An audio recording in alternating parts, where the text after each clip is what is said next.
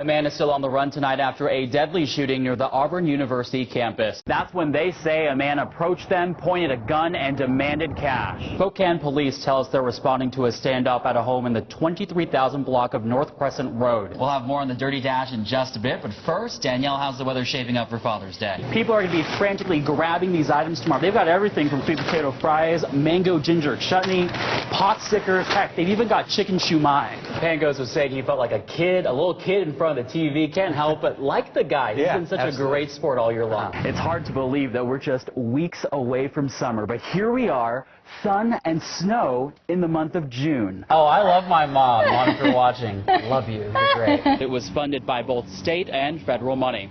Reporting live tonight, Chris Nguyen, KREM 2 News. KREM 2 News at 5 starts now. We begin tonight with breaking news. Good evening. I'm Danielle Grant. Glad to have you with us. I'm Chris Nguyen. Crews are at the scene of a water rescue on the Spokane River. Let's get right to KREM 2's Sean Chin as he joins us live near the Barker Bridge in Spokane Valley with more. Sean, good evening. A body was found floating in a different part of the Spokane River today. Authorities responded to a call near Peoples Park in West Spokane.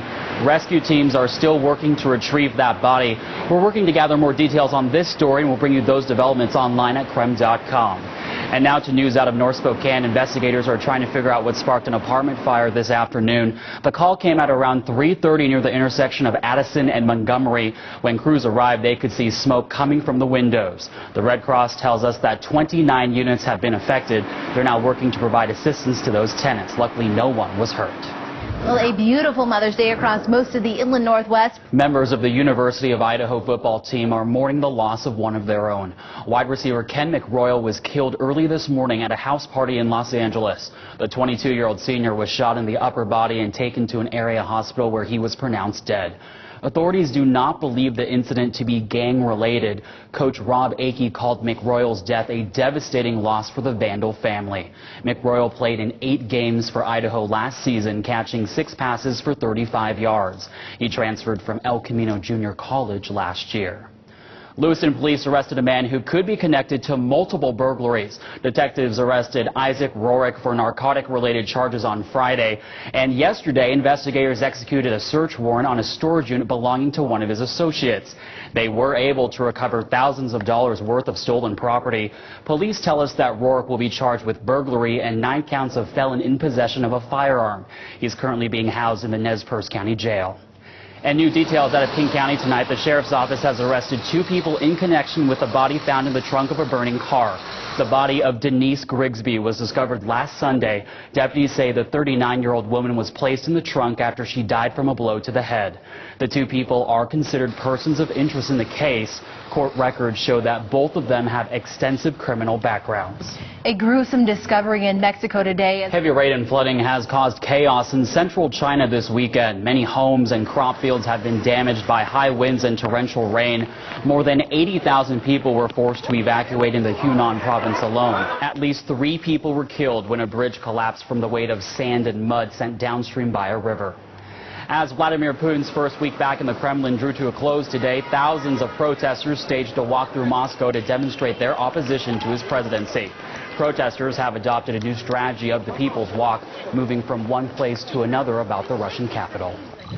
GOP presidential candidate Mitt Romney took a shot at President Obama's support of same-sex marriage. As November's election draws close, will this issue turn into a political weapon? Melissa Rainey reports. Still to come on KREM 2 News. She's only 10 months old, but this Minnesota toddler is already being hailed as a hero. Good evening, and thanks for joining us on this Bloomsday Sunday. I'm Danielle Grant. And I'm Chris Nguyen. Athletes from all over the world came to Spokane for this year's Bloomsday festivities, and KREM 2 News was there for all of it. We have complete team coverage for you tonight. Darnay Tripp will let us know who topped the leaderboard.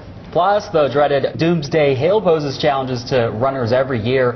Honora Swanson spoke with some who wanted to share their experience. But first, KREM 2's Sean Chin is live in downtown Spokane with a look at how the race went. Sean, good evening to you.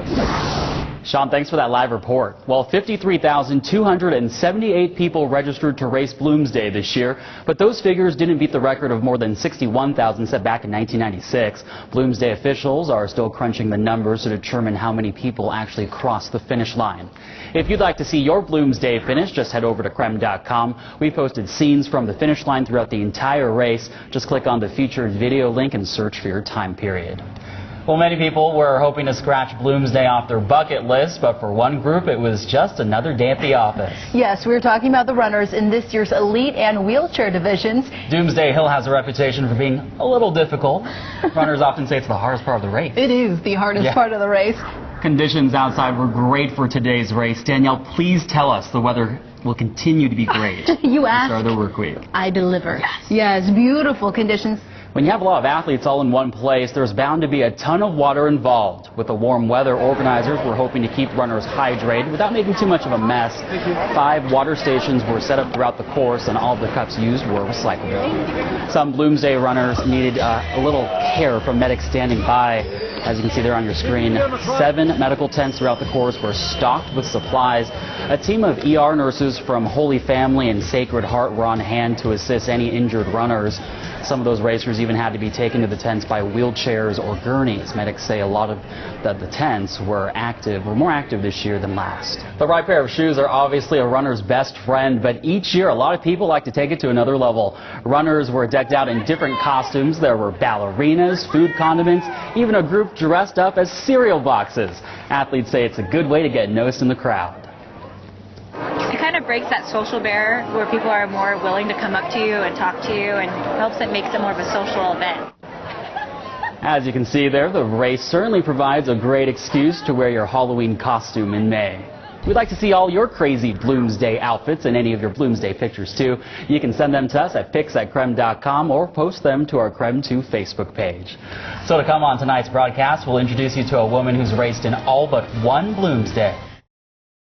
Families displaced by the Peter Square apartment fire are now working to rebuild their lives. Mel's Nursery North Spokane has already filled 5 greenhouses with donations, but tonight they still need your help.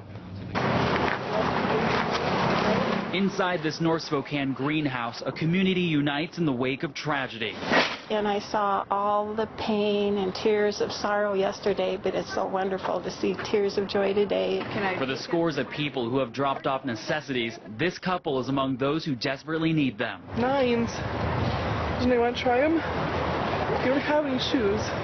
Stephanie and Clint find themselves having to start over. But soon we heard somebody rushing down the real bad burnt side of the stairwell and yelling, "Fire, get out."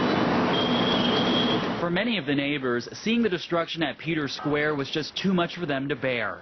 I've been homeless before and wish that I had had so much help as this, and it's just a thing of the heart. Wow. As the victims move on, getting the essentials is on the minds of many. I don't want to cry, but this is phenomenal. Phenomenal.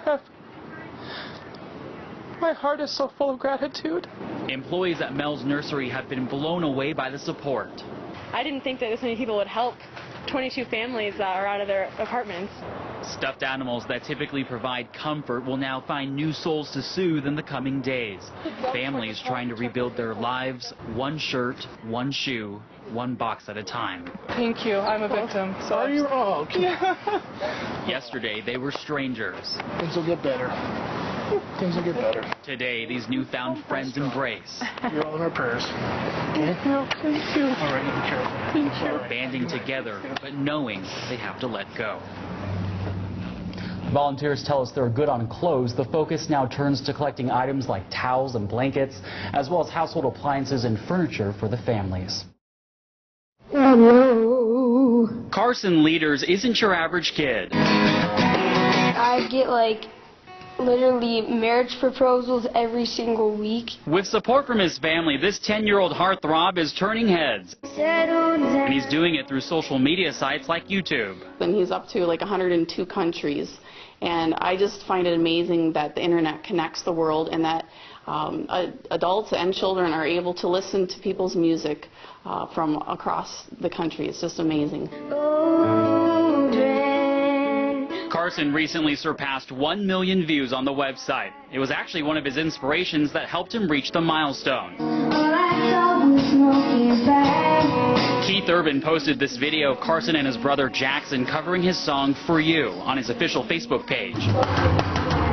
Jackson, who's 12 and plays the drums, knows how much YouTube has played a role in their success. If we didn't have the technology today, I bet we would just be two people playing guitar and banging on drums. And although Carson gets most of the attention, the older brother is having a lot of fun too. I'm kind of jealous sometimes, I gotta say.